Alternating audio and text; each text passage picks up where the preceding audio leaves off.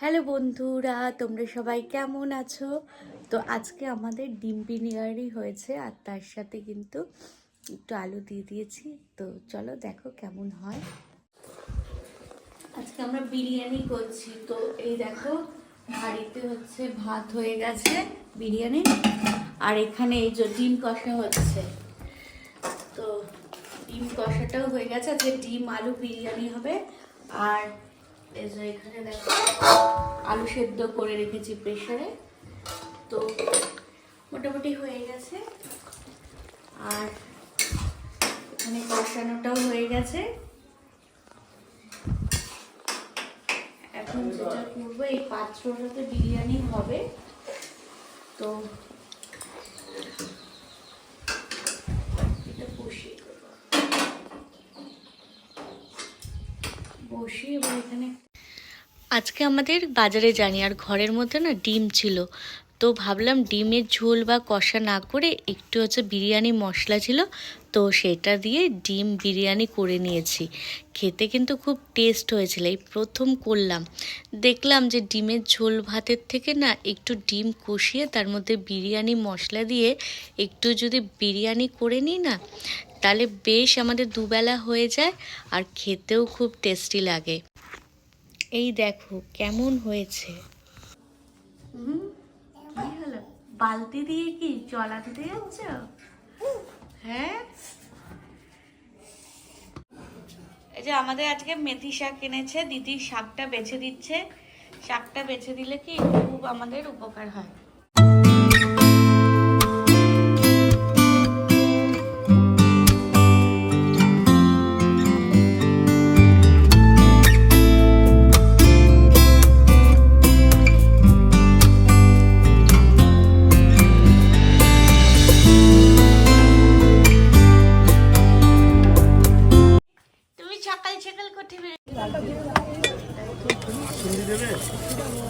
নাকি বিনা কাসুন্দি দেবে? 5 টাকা আর 6টা হচ্ছে কালো পয়সা দিয়ে দিচ্ছে। আর কি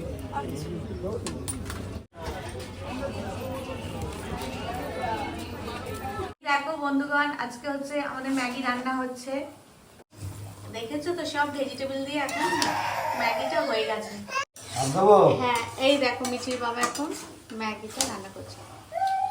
পাপার কাছে তুমি কি করছো? ও কোলে উঠবে, কোলে উঠে রান্না দেখবে। Veg Maggi is ready. Veg Maggi is ready. দেখো সমস্ত ভেজিটেবল দিয়ে করা হয়েছে, কি ভালো লাগছে দেখতে। হয়েছে, একটু রিভিউ দাও, কেমন হয়েছে? তোমার কেমন হয়েছে? হ্যাঁ তোমার ম্যাগি কেমন হয়েছে? কড়াইশুটির ফর্কে উঠবে না, কড়াইশুটি ফর্কে উঠবে না, হাত দিয়ে খেতে হবে। কেমন হয়েছে?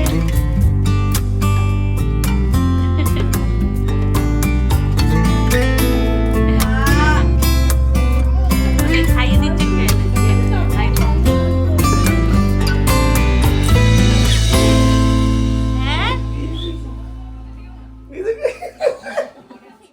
এটা কি এনেছে মা?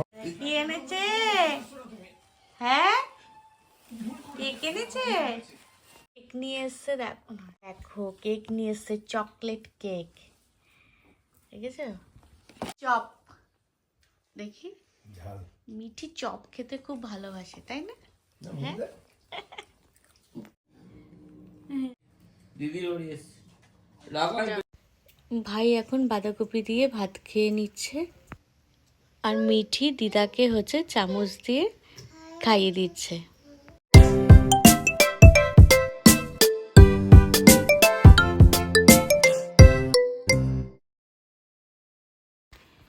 তোমরা কি এটা জানো যে মিঠি কিন্তু শুধু ওর পাপার কাছে চুল বাঁধে, আমি বেঁধে দিলে ও কিছুতেই বাঁধবে না।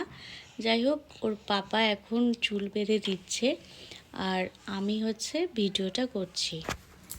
হ্যালো বন্ধুগণ, এখন আমি ঠাকুর ঘরে এসেছি, ঠাকুর পুজো দেব। তো সকালবেলা পুজো দেওয়া হয়ে গেছে, এখন হচ্ছে সন্ধ্যাবেলায় পুজো। ঠাকুর ঘরে এসে না খুব ভালো লাগে। এটা তোমাদের আমি প্রত্যেক দিনই পড়ি, কারণ যখন কি বলতো মনে খুব অশান্তি থাকে তো আমি ঠাকুর ঘরে এসে বসে থাকি। তোমরা একটু ঠাকুর দর্শন করে নাও, আর খুব ভালো লাগে। মানে ঠাকুর ঘরটা সত্যি সত্যি খুব ভালো লাগে। এটা একটা পেতলের হাঁড়ি, আর এই হাঁড়িটা না আমার হচ্ছে ননদ গিফট করেছিল। দেখেছো খুব সুন্দর হয়েছে। এটাতে হচ্ছে গোপাল সোনাকে পায়েস করে রান্না করতে পারবো। এই দেখো ঠাকুরের পাখা নিয়ে মিটি কি করছো? হ্যাঁ, কি করছো তুমি? পাখাটা না খুব সুন্দর দেখতে। এইটা হচ্ছে জন্মাষ্টমীর দিন কিনেছিলাম। প্রিয় বন্ধুগণ, তোমরা সবাই কেমন আছো? আশা করছি তোমরা সবাই খুব ভালো আছো। এই এখন ঠাকুর ঘরে পুজো দিলাম, আর এইদিকে মিঠি দেখো প্রসাদ খাচ্ছে শশা। আজকে শশা দিয়েছি। তো আমরা কি বলতো ঘুরে তো এসছি দীঘা থেকে, তো খুব আনন্দ করেছি ওখানে। আর এসে না মানে কিছুই মানে এতটা ওখানে আনন্দ করেছি। তো প্রায় 25 থেকে 26 জন একসাথে গেছিলাম। তো কি বলতো এখন এই বাড়িতে না মানে ভাল লাগছে না, মানে কিছু কাজকর্ম করতে পারছি না। মানে কি বলো, সবাই একসাথে একটা হই হুল্লোড় করেছি।